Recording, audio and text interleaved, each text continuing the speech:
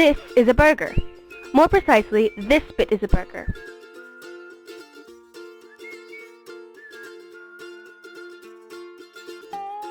It can be made out of cow, pig, horse, anything you want really.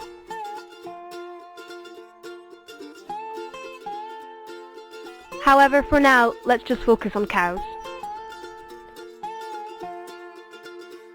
You are probably aware of the steps it takes to get cow to burger.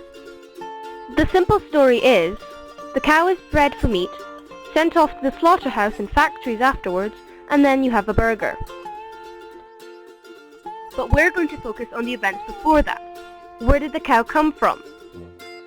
A simple answer would be a farm. But there are 7 billion people in this world. That's a lot of demand for a lot of burgers. How do they do it? The answer is actually quite simple. It's to do with genetic engineering. But the type of genetic engineering required here might not be something as complex as creating Frankenstein sheep or messing with embryonic cells. The technique here used is one that's been around for a long time: selective breeding. A little bit of background first. Every living organism has deoxyribonucleic acid, DNA. This codes for every protein in the body. The DNA then curls up to make a chromatid. 2 chromatids are held together by centromeres, the red dot, which makes a chromosome. On this chromosome are genes. These determine characteristics of the organism.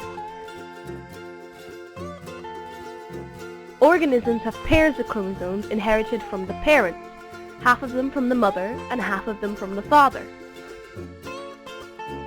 On homologous chromosomes, one inherited from the mother and one inherited from the father, you will find genes that code for the same thing but slightly different forms of it. These are alleles. For example, on one chromosome you may have the gene for green eyes, but on the homologous pair you have one for blue eyes. Same for hair. On one chromosome you may have a gene for red hair, and on another for black hair. So let's take eye color as an example. Let's say this capital X stands for brown eyes, and the lowercase x stands for blue eyes. The gene for brown eyes is the dominant allele. It will be expressed no matter what. The gene for blue eyes, however, is recessive. It will only be expressed if there is no dominant allele. So let's say we had someone with 2 dominant alleles for brown eyes, and another person with 2 recessive alleles for blue eyes. Using a Punnett square, we can find out what color of eyes their offspring would have. So, for instance here, all the offspring would have brown eyes, as they have the dominant allele. But what does this have to do with beef production? Well, if we change it so the genes don't code for eye color, but code for body mass instead, it may make more sense. So let's say we had a bull with the double dominant genes for high body mass, and a female cow with the same. If these two were to reproduce and hypothetically have 4 separate offspring, the offspring would have the same double dominant genes. There would be no variation. And if they were to reproduce further, they would produce cows with the same genes again. There's absolutely no variation. They would all have high body mass, which means more profit when it comes to selling them. But let's change things up a little bit. We'll make the female cow a double recessive for low body mass. This doesn't affect the first generation, they still have the dominant allele for high body mass. But what will happen when they reproduce? Well, if we draw another Punnett square, we can see that there is a mixture.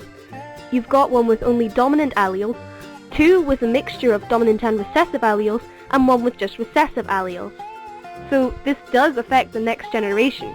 Sure, 75% of the time you would still get cows with high body mass, but then the other 25% of the time you have the small cow, which means less profit and less meat.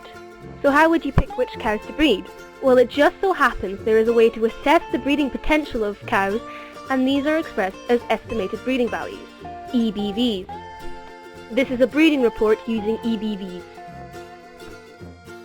Reports such as these give values on genetic potentials of an animal. For instance, for birth weights, lighter birth weights mean easier calving. Which brings us on to calving ease. Easier calvings mean that more calves survive with little help. And there are many more values that EBVs give, all helping to improve livestock through genetics. But this is all just theory. Let's see how it is applied in the real world.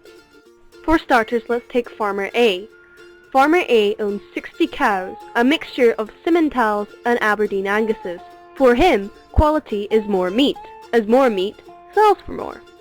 So how does he use selective breeding? Well, first he picks his female cows by how docile they are, and how easy they were to calf, and of course, body mass. He also has 4 breeding bulls. 3 are Simmentals, and 1 is an Aberdeen Angus. The Simmental bulls tend to produce larger calves, so are used most of the time. The Angus, on the other hand, produces smaller calves, so is used for first-time mothers. So does Farmer A use EBVs? No, not really. Since they're going for size and number rather than anything else, they're not necessarily vital. So what about this farmer, Farmer B? Farmer B has lots of different species of cows: Charolais, Hereford, Friesians, Simmental. The reason? He breeds them all together to get the different qualities of each species. For instance, a cow with a Friesian's milk yield and a Hereford's body mass. Farmer B also has a stabilizer herd. These are specially bred cows from America, bred using the Leachman stabilizer. They are a composite breed made up of 5/8 British breed and 3/8 continental maternal breeds. We'll talk about them a bit more later. For this farmer, size does matter for quality. However, shape matters too. So how does Farmer B use selective breeding? Well, first off, he has a stabilizer herd. The stabilizer herd have very good EBVs. Breeding with the stabilizers produces more cows with good EBVs, so more meat. And again, cows are picked for how docile they are and how easy they are to calf. In terms of actually using EBVs though, Farmer B only uses it to calf, and when buying bulls. And finally, for Farmer C.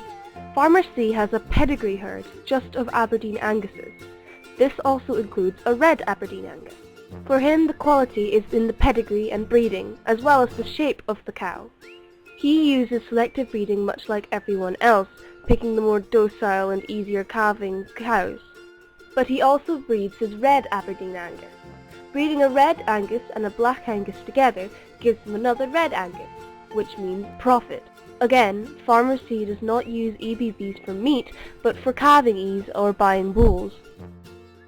So when you are next shopping and you see some beef mince, burger or steak, maybe you can consider the work that has put it there. Maybe you will think about how planned out the whole system of getting a cow to product is, even before there is a cow. Then again, probably not.